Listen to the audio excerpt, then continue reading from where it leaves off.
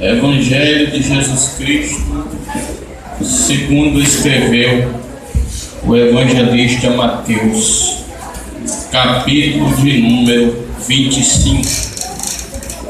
Enquanto alguns estão folheando as páginas sagradas, eu quero externar a minha gratidão ao Eterno pela sua bondade e nos presentear com mais uma oportunidade de ministrar a sua palavra.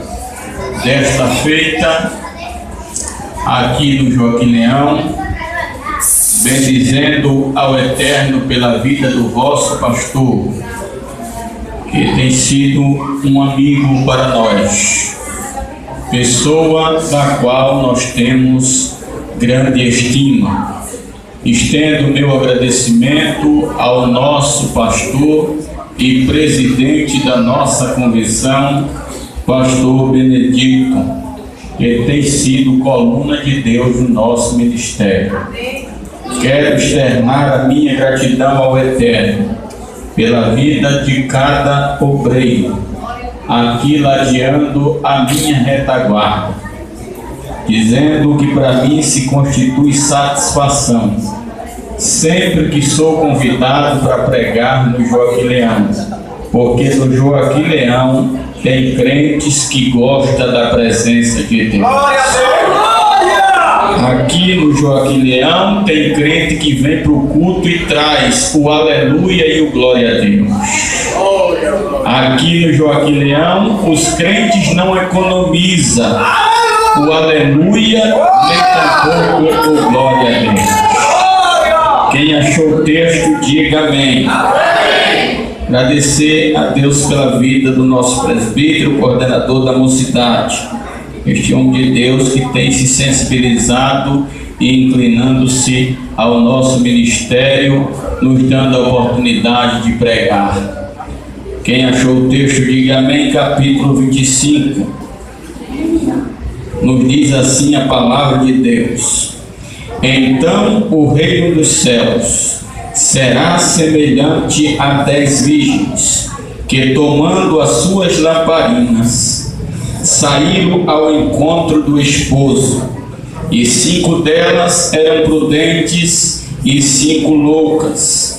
E as loucas, tomando as suas lâmpadas, e não levaram azeite consigo, mas as prudentes levaram azeite em suas vasilhas, com as suas lâmpadas. E tardando o esposo, tosquenejaram todas e adormeceram. Mas à meia-noite ouviu-se um clamor: aí vem o esposo, saí-lhe ao encontro. Então todas aquelas virgens se levantaram e prepararam as suas lâmpadas. E as loucas disseram às prudentes: dai-nos do vosso azeite, porque as nossas lâmpadas se apagam.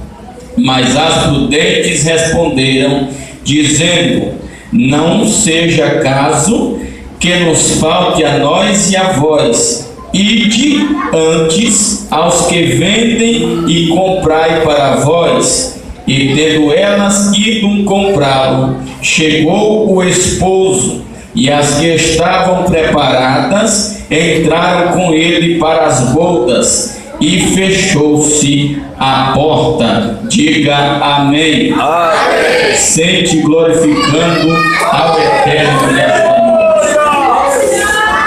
Eu queria pedir, como é de costume no nosso ministério, que você olhasse para o irmão, para a irmã mais bonita que tem do seu lado, e dissesse para ela com muita ousadia de Deus: vamos fazer um acordo? Eu dou glória a Deus e você dá aleluia. Vamos misturar esse negócio e vamos ver o que Deus tem para nós nesta noite. Bendito é o nome daquele que vive e reina para sempre. Eu tenho uma palavra de Deus para a tua vida nesta noite. Meus amados irmãos, já falei em outra oportunidade, mas já virou textual. Quando nós usamos o termo, pode me dar mais um pouquinho do volume desse fundo musical. Quando nós usamos o termo evangelho, nós estamos tratando acerca de uma palavra, de um termo de origem grega, na sua etimologia. Pastor, o que é etimologia? Etimologia é a ciência que estuda a origem da palavra. Nós estamos tratando nesta noite de um texto que fora escrito nos evangelhos, e estes evangelhos que tem como palavra principal a palavra evangelho, como disse anteriormente, de origem grega, e a sua tradução é boas novas. O termo no grego é evangelion, a sua tradução é boas novas. Esse evangelho dividido em duas partes: os evangelhos sinóticos, que são os três primeiros evangelhos, Mateus, Marcos e Lucas, e o evangelho que João escreve. Sinótico do grego, ver na mesma perspectiva ou na mesma ótica. Mateus, Marcos e Lucas escreve com a mesma perspectiva em uma narrativa semelhante. Quando nós observamos a escrita de Mateus, ele escreve para os judeus e tem como finalidade apresentar para os judeus Jesus como o filho de Davi, Jesus como a descendência de Davi. Por isso, lá em Mateus, nós encontramos o cego Bartimeu dizendo: Jesus, filho de Davi, tem misericórdia de mim.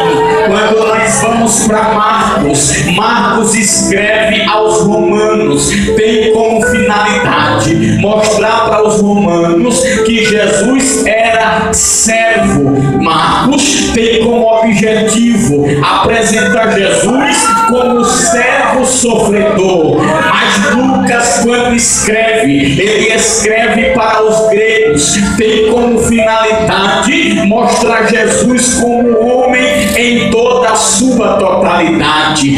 João escreve para a igreja e João tem como objetivo apresentar Jesus como verbo de Deus. Por isso, no capítulo 1 de João está escrito: no princípio era o verbo estava com Deus e o verbo era Deus. Deixa eu te dizer uma coisa nesta noite: o texto que ora lemos esta noite e tem como palavra principal, tem como personagem principal da história, na palavra que ela é gritante aos nossos ouvidos, é a palavra parábola. Quando nós vamos observar nas páginas sagradas esta palavra chamada parábola, que o evangelista Mateus ele tem como objetivo, e ele faz questão de dizer que Jesus escreve uma parábola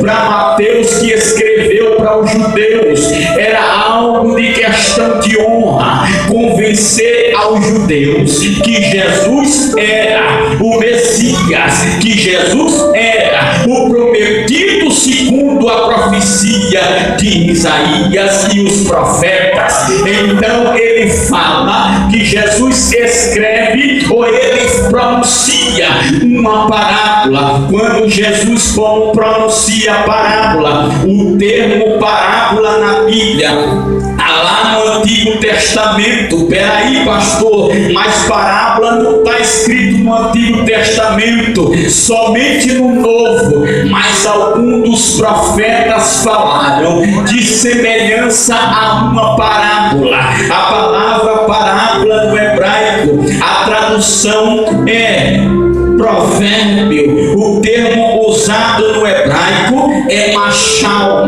Machal traduzido quer dizer provérbio, mas o termo no grego do qual nós encontramos é paroimia.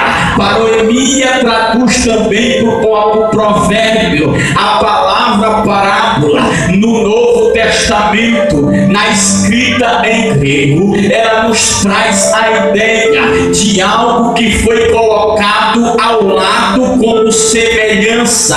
Parábola é aquilo que se assemelha. Eu quero te dizer esta noite que quando o evangelista Mateus fala que Jesus ele pronuncia uma parábola, diga-se de passagem, ele pronuncia esta parábola no Monte das Oliveiras. Se você for lá em Apocalipse e for ver o cumprimento da profecia acerca do Messias, você vai encontrar dizendo que ele vai voltar e descer no Monte das Oliveiras. Parecia que enquanto Jesus pronunciava a parábola das 10 virgens, só no fato de estar presente em cima do monte, ele estava querendo dizer: ei, eu estou falando da minha vinda. Preste atenção esta noite.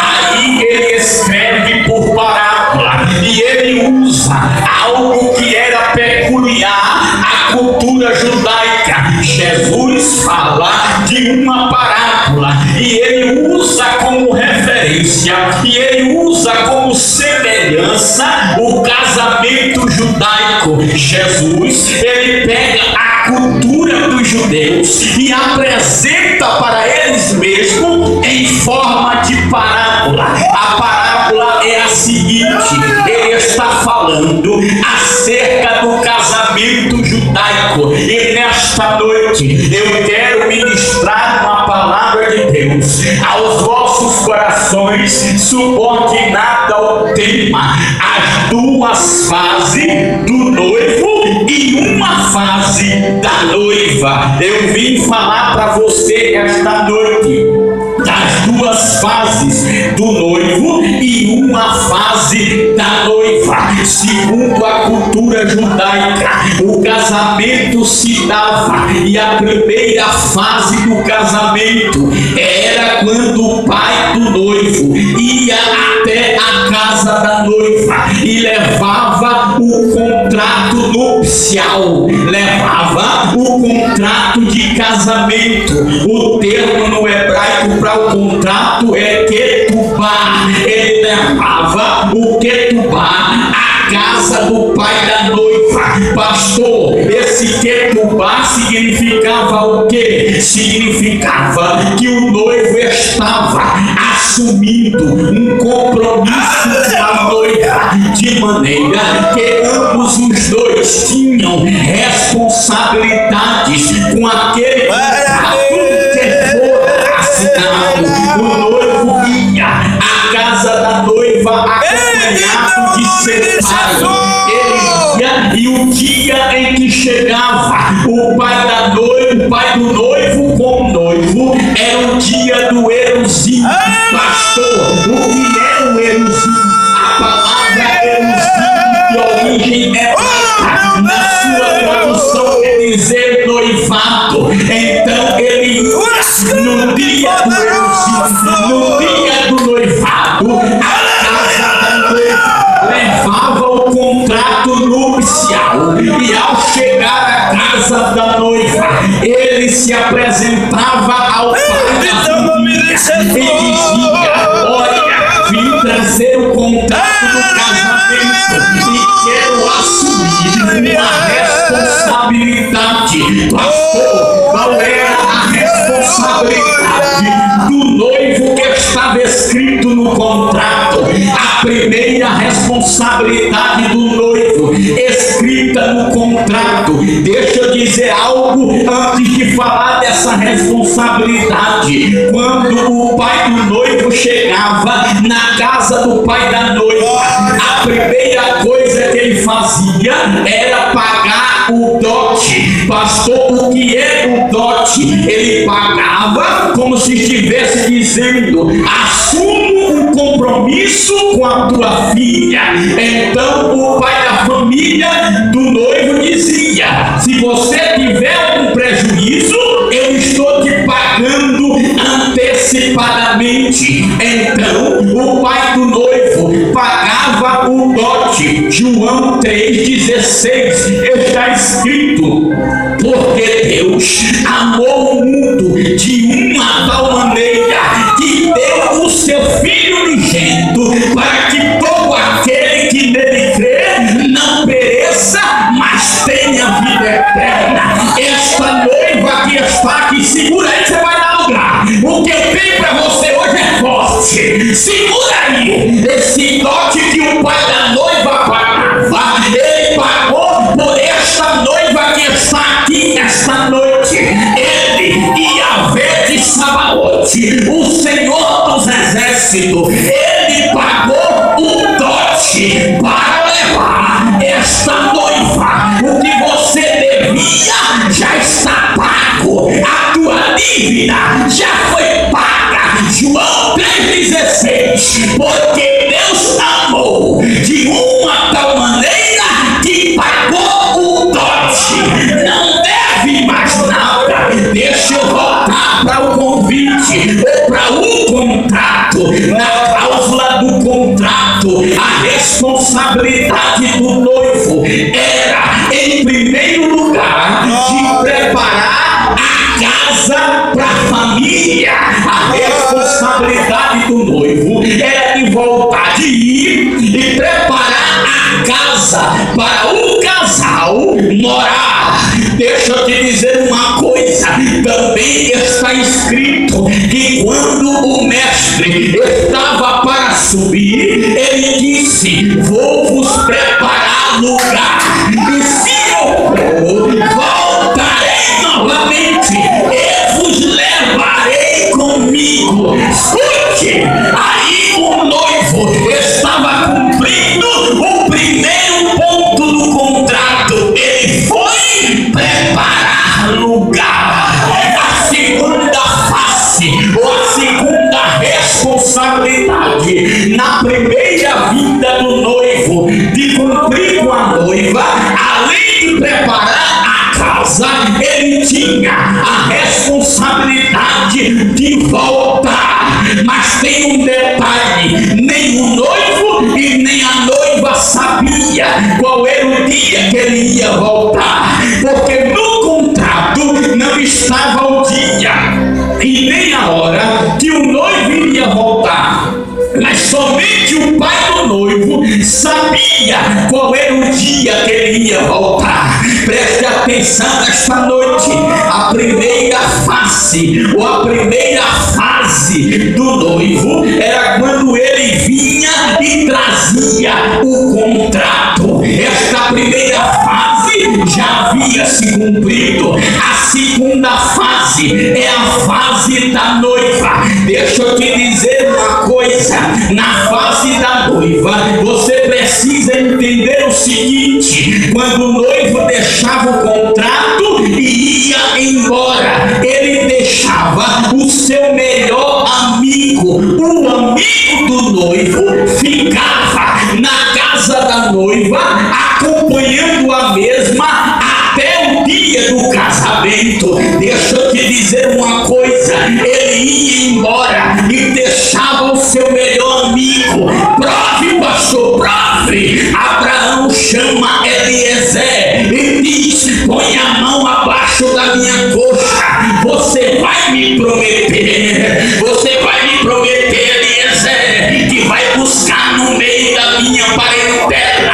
uma noiva, e esta noiva, ela tem que salvar e me cantar. Eu sabia que ia ser difícil de pregar essa mensagem. Escute, você vai buscar uma noiva para meu filho Isaac. Detalhe: a noiva tem que ser da minha parentela. Vai lá, Eliezer. Agora você me promete que vai escolher do meio da minha parentela. Eliezer vai.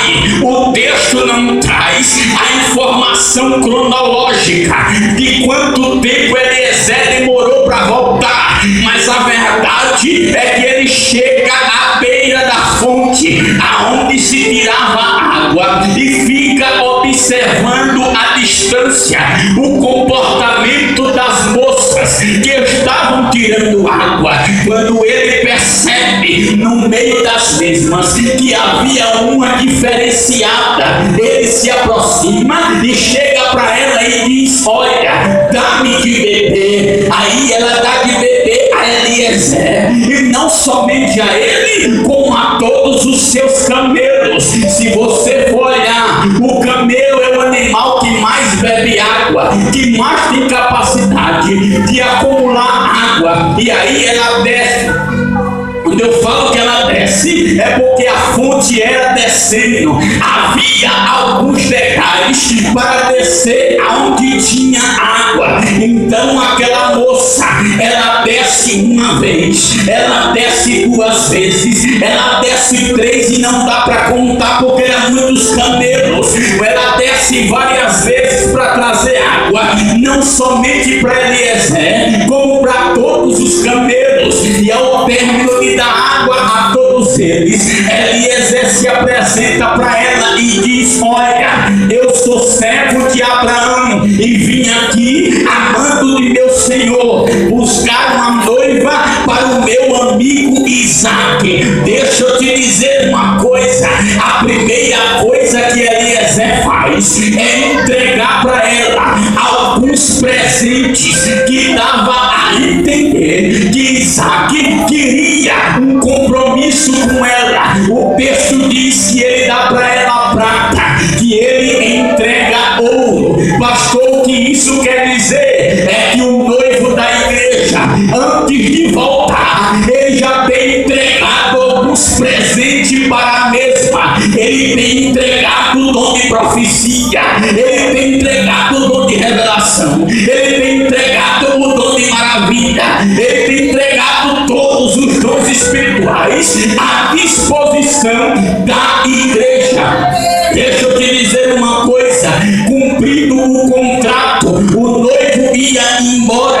Aí ficava a segunda fase, e a fase da noiva. Pastor, o que acontecia na fase da noiva? Na fase da noiva, ele iria cumprir o que estava escrito no contrato. E o que é que estava escrito no contrato? No contrato estavam as responsabilidades da noiva. A primeira coisa que a noiva fazia era seguir a orientação do amigo do noivo. Não entendi, pastor, vou te explicar. O amigo do noivo conhecia o noivo mais do que ninguém.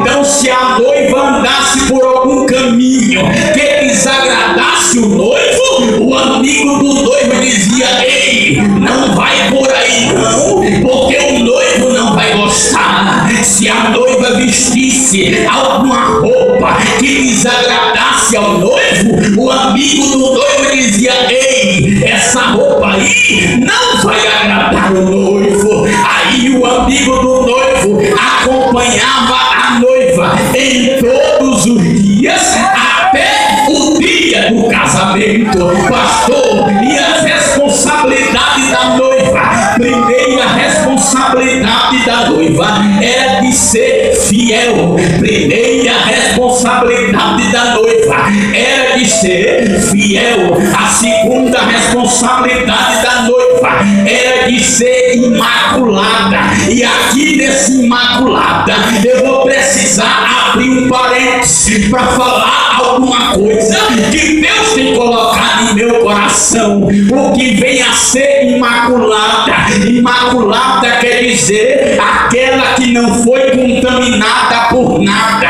Nós estamos vivendo em uma época que a noiva tem sido maculada. Maculada com o que, pastor? Maculada com o pecado, maculada com a transgressão, maculada com a mentira, maculada com a vida dissoluta, maculada com o mundo, maculada com o secularismo, maculada com a internet. A noiva tem sido maculada. No passado, que era pecado, hoje não é pecado mais. O que no passado era pecado, não é mais hoje. Quem olha para as coisas do passado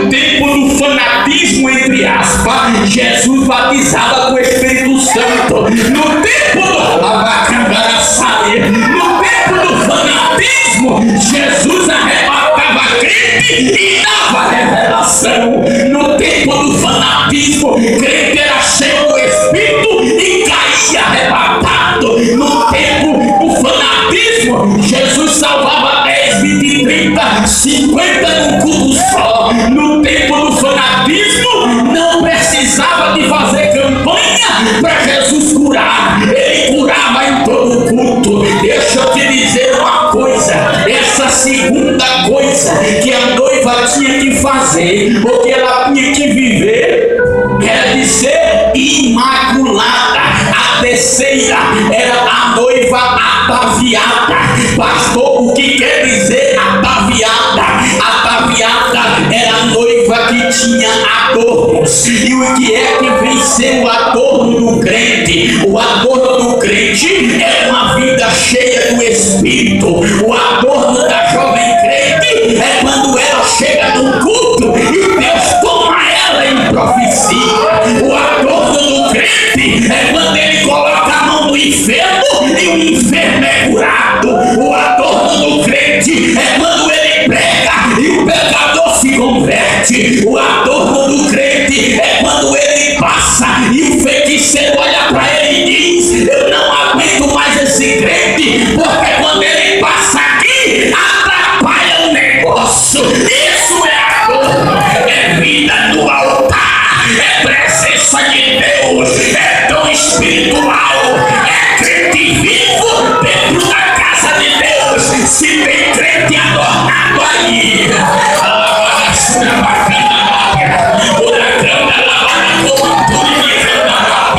eu quero ver a mão dos crentes adornados.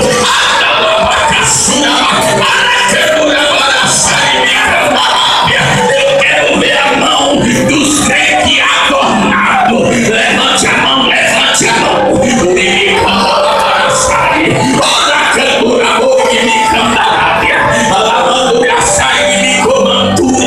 Cadê a mão dos crentes adornados? Crente batizado com o Espírito Santo, que tem o adorno do Espírito. A noiva tinha que ser adornada. Vamos fazer um ensaio. Digamos que Jesus, ele fosse voltar agora. Ele queria ver a mão daquela noiva que está adornada. Cadê ela? Cadê a noiva adornada? Cadê a noiva adornada?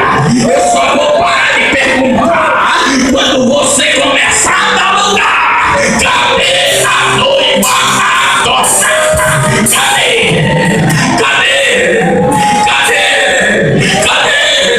Cadê a noiva adornada aí? Tem noiva adornada no meio da mocidade? Cadê?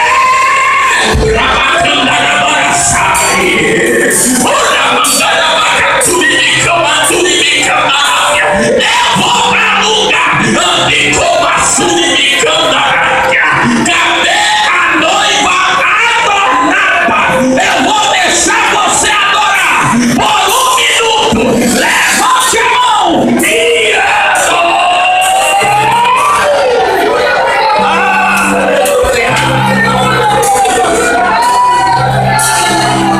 Bendito seja o nome de Jesus. Aqui no Joaquim Leão tem noiva adornada? Tem. Aqui no Joaquim Leão tem noiva adornada. Eu tô vendo, tem. O Gabacaraçabe, o Gabacaçuri me candarábia, o Gabanduri me candaraia. A noiva tinha que ser adornada, ataviada, quer dizer a mesma coisa. A quarta coisa que a noiva tinha que ter para o encontro com o noivo é o seguinte: eu falei no começo da mensagem que nem o noivo e nem a noiva sabia qual era o dia que o noivo ia voltar. Somente o pai do noivo sabia o dia e a hora. Então, por esse motivo, a noiva tinha que ficar o tempo todo dia, preparada para a volta do noivo. Mas pastor, como era essa preparação? Se ela não sabia se o noivo vinha de manhã, à tarde ou à noite, se ela não sabia, ela tinha que manter a lamparina acesa e ter azeite de reserva. Para quê? Ela não sabia a hora, e se ele fosse vir de madrugada, a lâmpada tinha que estar acesa. Então a preparação da noiva era, ela tinha que estar com a sua lamparina acesa e tendo azeite de reserva, porque se o noivo passasse uma semana, a lâmpada estava acesa. Se passasse um mês, a lâmpada estava acesa. Segundo a cultura judaica, o casamento demorava de 1 a 2 anos para ser realizado. Então, como ela não sabia, ela tinha que ficar o tempo todo preparada. Passava o primeiro dia, depois do dia do noivado, e ela tinha lâmpada acesa e azeite de reserva. Segundo dia, lâmpada acesa, azeite de reserva. Terceiro dia, lâmpada acesa, azeite de reserva. Quarto dia, lâmpada acesa, azeite de reserva. Eu quero ouvir a igreja repetir comigo. Quinto dia, lâmpada acesa, azeite de reserva. Sexto dia, lâmpada acesa, azeite de reserva. Sétimo dia, lâmpada acesa, azeite de reserva. Oitavo dia, lâmpada acesa, azeite de reserva. Nono dia, lâmpada acesa, azeite de reserva. Décimo dia, lâmpada acesa, azeite de reserva. Só quem tem lâmpada acesa e azeite de reserva, joga a mão pra cima pra adorar. Lâmpada acesa, azeite de reserva.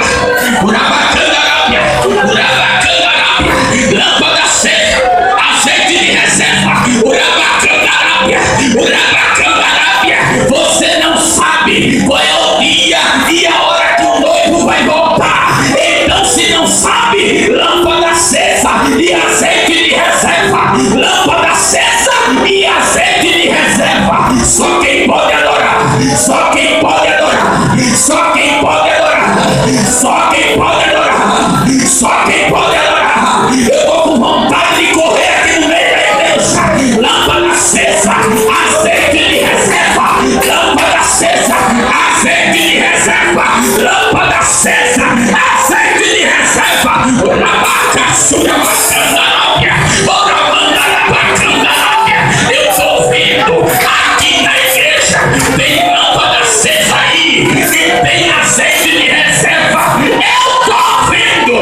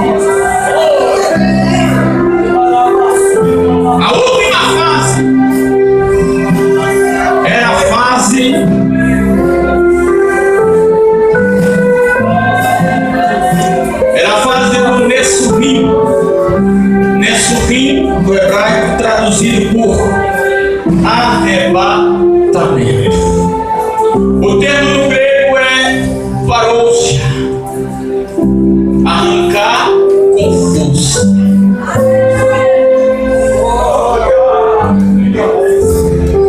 No dia do casamento,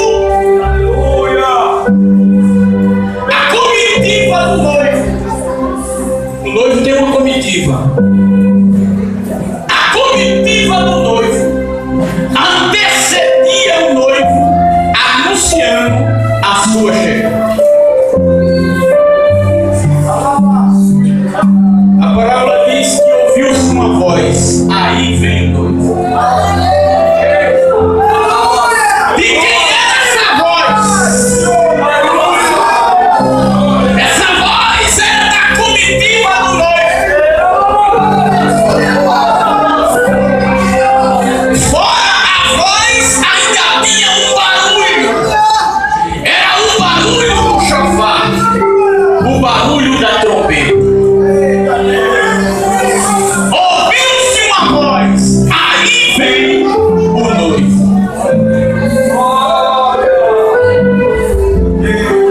E as trombetas tocavam, anunciando a chegada do noivo. O interessante é que as 5 prudentes, elas estavam presentes na hora que o noivo chegou. Quando a parábola diz que as que eram insensatas saíram para comprar azeite, não quer dizer que havia lugares para vender azeite, traduzido para o ponto de vista espiritual. Mas quer dizer que as imprudentes estavam ocupadas com outras coisas. Aí ouviu-se o clamor: aí vem noivo. E a comitiva do noivo tocava o chofar.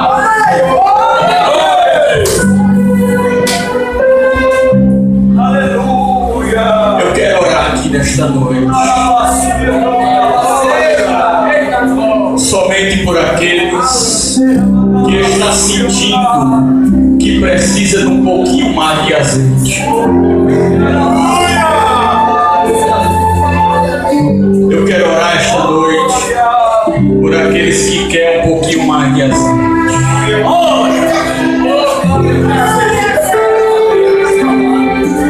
Quem que não quer azeite?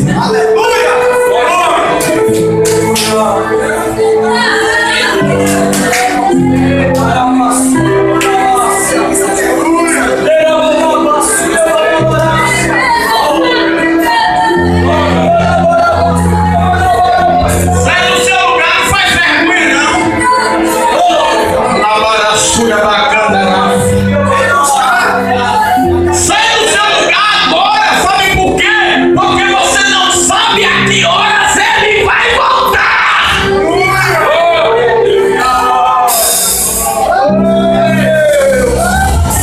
Enquanto tem crente se aproximando, segura um pouquinho que a gente vai dar lugar daqui a pouco, junto.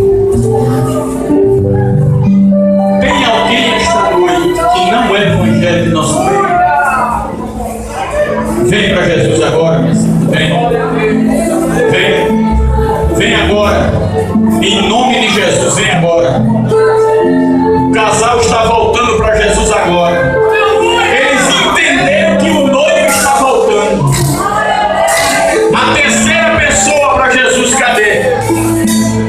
Cadê a terceira pessoa para Jesus? Tem alguém ainda não evangélico no nosso meio? Levante a mão. Levante a mão. Tem alguém ainda não evangélico? Tem uma pessoa aí. 2. Você não sabe qual é o dia nem a hora que o noivo vai voltar. Então vem. Vem.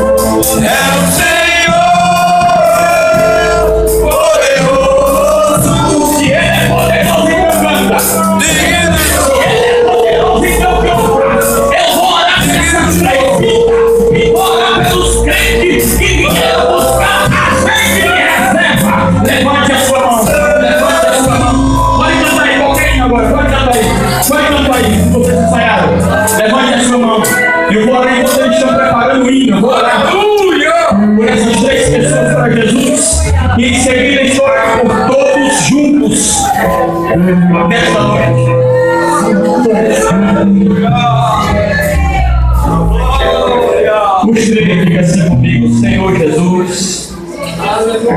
Diga assim comigo, irmã, Senhor Jesus. Irmã, diga, Senhor Jesus. Escreve o meu nome no livro da vida. Perdoe meus pecados, porque eu estou arrependido dos meus pecados. Firma os meus passos na tua presença, em nome de Jesus. Amém. Pai, em nome de Jesus, eu quero te apresentar essas três vidas. Eu quero te apresentar essas três vidas. Ó Deus, nesta noite, que a tua vontade alcance. Ó Deus, no nome de Jesus, Pai. Ó Deus, quero que o nome da vida perdoe os pecados. Opera maravilha no meio dessas três vidas, da família, na saúde, na vida financeira, em nome de Jesus, Pai. Viva o Espírito Santo, em nome de Jesus.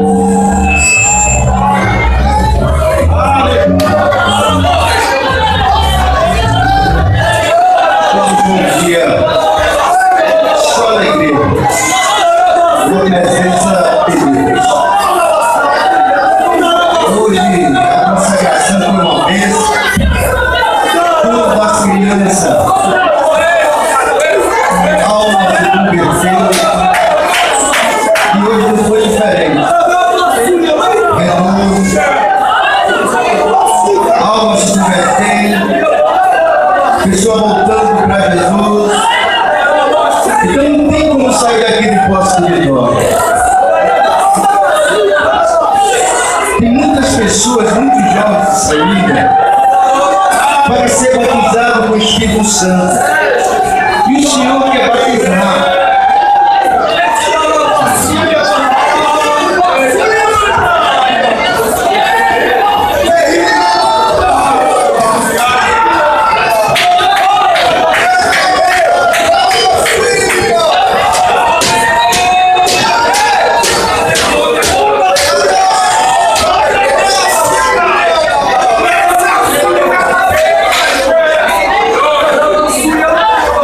A pessoa chegou aqui triste,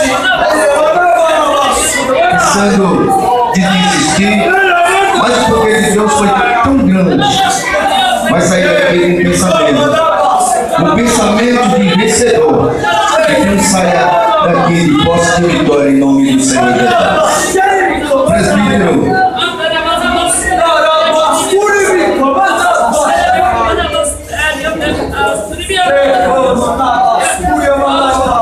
cadê a Sara? Vem aqui. Cadê a sua irmã? Vem aqui também. Não foi apresentado ainda nem a Sara, nem a Márcia, né? Eu creio que o grupo de louvor está uma bênção de Deus, tá? Aí eu quero consagrar a Márcia e a Sara. A Sara para ser a maestrina, é a quinta maestrina, não é? Não é a quinta maestrina? Jovens que veio com virtude, vontade de trabalhar na obra e tem que chamar, como os outros e outros também. Daqui uns dias vai sair daqui missionário, vai sair daqui presbítero, diácono, dirigente. Então persista nessa fé, vontade de vencer. Não é? Deus abençoe a todos. Quarta-feira pela manhã está uma bênção de Deus, consagração. Ciclo de oração na quarta-feira à tarde, que é uma bênção. O culto da noite é uma bênção. Deus está agindo de uma forma muito grande. Deus vai fazer algo muito grande aqui nesse lugar ainda, para quem crê. Amém? Então vou orar aqui, consagrar essas duas jovens em nome do Senhor Jesus. Maravilhoso Deus Pai Todo-Poderoso, está aqui essas duas jovens, Senhor meu Deus, a qual o Senhor, meu Deus, tem colocado as suas mãos sobre ela. Continua abençoando ela em tuas mãos, Senhor. Abençoa essa jovem para a maestrina e essa daqui fazendo parte do corpo desse coral maravilhoso, dessa banda maravilhosa. Abençoa ela no louvor, Senhor. Unge a garganta dela, Senhor meu Deus, e abençoa ela juntamente com esses homens e mulheres de Deus que está na frente desse trabalho, Senhor. Consagra as tuas, em nome do teu Filho amado Jesus. Amém. O presbítero vai fazer a oração em nome do Senhor Jesus. Cada um aqui vai dar um beijo.